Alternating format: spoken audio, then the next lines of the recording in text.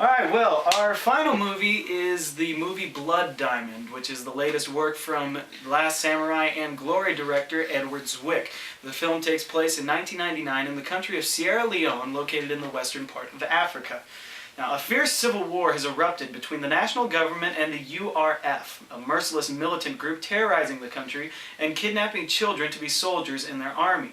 The RUF is able to finance itself through illegal diamond smuggling. Enter Danny Archer, portrayed excellently by Leonardo DiCaprio, a diamond smuggler who runs into trouble at the border and is sent to jail. In jail, he meets Solomon Vondi, played by the always brilliant Djimon Hounsou, a fisherman who was kidnapped by the RUF and forced to work in the diamond fields. It is in these fields that Solomon finds a large diamond, which he buries for safekeeping and to move the story, of course.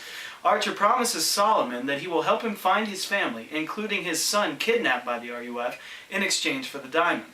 Now, along the way, they meet an enterprising and overtly courageous reporter played by Jennifer Connelly, who is trying to expose the diamond trade to bring it to an end with the help of a reluctant Danny Archer. Now, the movie is a very emotionally daunting experience. It delivers heartbreaking scene after heartbreaking scene. Wow. They're scattered throughout. There are also many very realistic and emotionally draining action sequences that might actually be a little bit too realistic for their own good. Now, the three principal characters give amazingly real performances that really strike you to the core. Now, at the heart of the story is a very human story basing itself on the power of love and just how far someone will go for someone that he does love.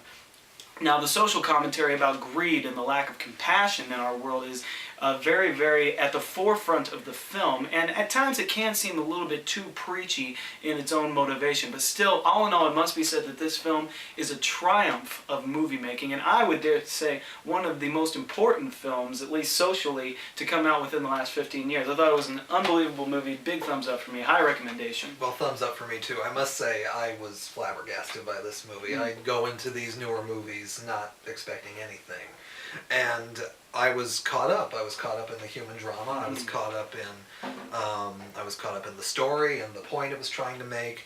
I will say though, I felt like the big massacre sequence in the middle was a little overlong. I have a problem with that sometimes. I feel like when a movie's trying to tell a message, I feel like it's trying to sell out and be too Hollywood. Although it went away and it got me right back into the story, so that's a little nitpicking. The other big problem I had with it was Leonardo DiCaprio's accent. I mean, I know that Leo can be a master of accents in most of his movies, but I felt like he just went back and forth so much in terms of his accent. I could hear it Americanized, I could hear it going into other dialects.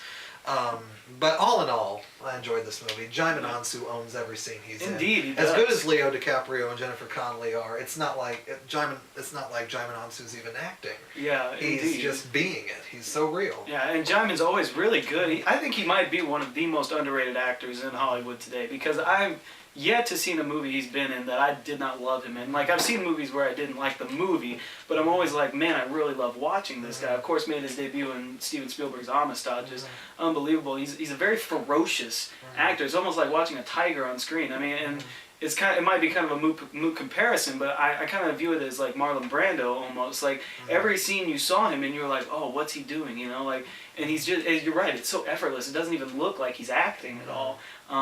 It must be said that obviously this is a socially commentary, movie. It's got a message at its forefront, and the danger is to let that message get out of control. But I think that Zwick does, with the way he paces the action with the drama, it kind of like, it takes you from like 10 miles an hour to like 100 miles an hour, all the way back again.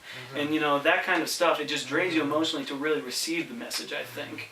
And I'm not a huge fan of gratuitous violence in films, and I felt like maybe sometimes this went a little overboard with the realism and the blood, because I don't feel to get a point across you need to see that all the time. But I will tell you, this is one of the movies that I would most forgive because of that, because of the emotional impact of it, and because of the fine acting. It makes up for it. It had meat to it. It had something to say. Yeah, great performances, and it's not a true story, but the Civil War and the diamond conflict of Sierra Leone did actually happen, and it's amazing. I don't think many people know that.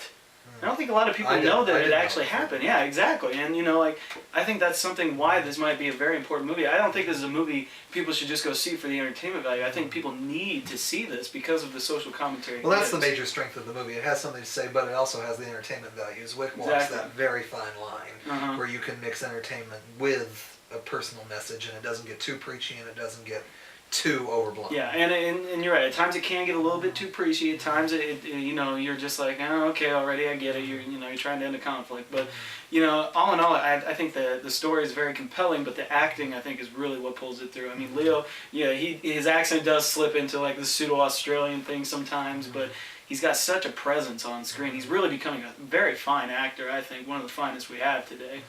And but all in all, excellent movie. Great movie. Excellent movie. So all right, well, those are our 3 films for this week. We hope you enjoyed it. I'm Jeremy Goeckner. I'm Brandon Davis, and thank you for joining us. Yes.